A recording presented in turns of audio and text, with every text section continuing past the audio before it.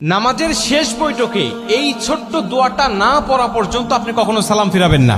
যতদিন আপনি বাঁচবেন, যতদিন আপনি নামাজ আদায় করবেন, ততদিন পর্যন্ত নামাজের শেষ বৈঠকে আপনি এই ছোট্ট দোয়াটা পাঠ করবেন, এরপরে আপনি সালাম ফিরাবেন। এতে কি হবে? প্রথমত আল্লাহ পাক আপনাকে ঈমানের সাথে মৃত্যু দিবে। আপনার মৃত্যুটা যখন হবে তখন ঈমানের সাথে মৃত্যু হবে। আর কোনো ব্যক্তির মৃত্যুটা যদি ঈমানের সাথে হয়ে যায়, ভাই, ওর দুনিয়ার জমিনের কিচ্ছুর প্রয়োজন নাই। কারণ শেষ মৃত্যুটা তার হয়েছে ইমানি অবস্থায়, মানে সে মুসলিম হয়ে, ইমানদার হয়ে সে দুনিয়ার থেকে বিদায় নিয়ে চলে গেছে। ওর কবরেও শান্তি, পরকালেও শান্তি, হাসরে, মিজানে, ফুলসিরাতে প্রত্যেকটা ধাপে সে মুক্তি, এবং আল্লাহ পাকের কমপক্ষে 10টি পৃথিবীর সমান একটি করে জান্নাত তার জন্য আল্লাহ ওয়াজিব করে দিবেন। কারণ শেষ মৃত্যুটা তার হয়েছে ইমানি হালতে।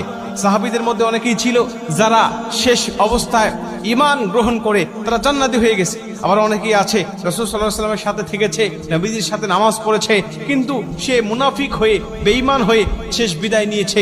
আল্লাহ পাক তাদের জন্য জাহান্নাম অবধারিত করে রেখে দিয়েছে।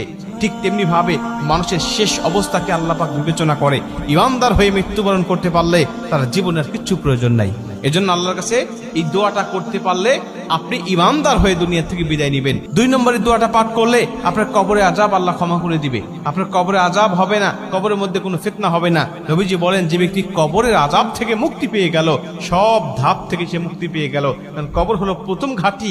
এই ঘাঁটি থেকে মুক্তি পেয়ে গেলে আল্লাহ পাক সব ঘাঁটিতে তাকে মুক্ত করে দিবে এবং তাকে জান্নাত দান করবে। এবং 3 নম্বর হলো আল্লাহ জাহান্নামের আযাব থেকে, জাহান্নামের কষ্ট থেকে, জাহান্নামের পীড়া থেকে আল্লাহ তাকে মুক্তি দান করবেন। এবং 4 নম্বর হলো দাজ্জালের ফিতনা থেকে আল্লাহ পাক তাকে হেফাজত করবেন। ভাই, দাজ্জালের ফিতনা হলো পৃথিবীতে আদম আলাইহিস সালাতু ওয়াস সালাম থেকে শুরু করে আমাদের নবী মুহাম্মদ রাসূলুল্লাহ সাল্লাল্লাহু আলাইহি ওয়াসাল্লাম পর্যন্ত যত নবী রাসূল এসেছে, সমস্ত নবী রাসূল এই দাজ্জালের ফিতনা থেকে তার উম্মতকে সতর্ক করেছে। সমস্ত নবী রাসূল তার উম্মতকে বলেছে, দাজ্জালের ফিতনা নামক একটা ফিতনা দুনিয়ার জমিনে আসবে।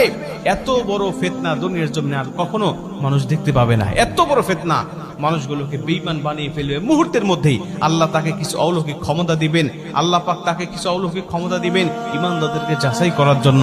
তখন এই দাজ্জাল এসে দুনিয়ার জমিনে তার অনুসারী আর অনুগামী করবেন মানুষগুলোকে। বিভিন্ন ক্ষমতা আল্লাহ তাকে দেখাবেন, ওই ক্ষমতাগুলো মানুষগুলোকে দেখিয়ে দেখিয়ে সে পথভ্রষ্ট করবেন। এই জন্য আল্লাহ পাকের কাছে এই দোয়াটা করতে পারলে আল্লাহ সেই আযাব থেকে বা সেই ফিতনা থেকেও আপনাকে মুক্তি দান করবেন। দোয়াটা ছোট্ট দোয়া আমি আপনাদেরকে বলি, সেটা হলো আল্লাহুম্মা ইন্নী আউযু বিকা মিন আযাবিল কবর, আল্লাহুম্মা ইন্নী আউযু বিকা মিন আযাবি জাহান্নাম, আল্লাহুম্মা ইন্নী আউযু বিকা মিনাল মাহইয়া ওয়া মামাত, আল্লাহুম্মা ইন্নী আউযু বিকা মিন ফিতনাতি মাসিহিদ দাজ্জাল। আপনি এই দোয়াটা পাঠ করবেন, এরপরে আপনি সালাম ফিরাবেন।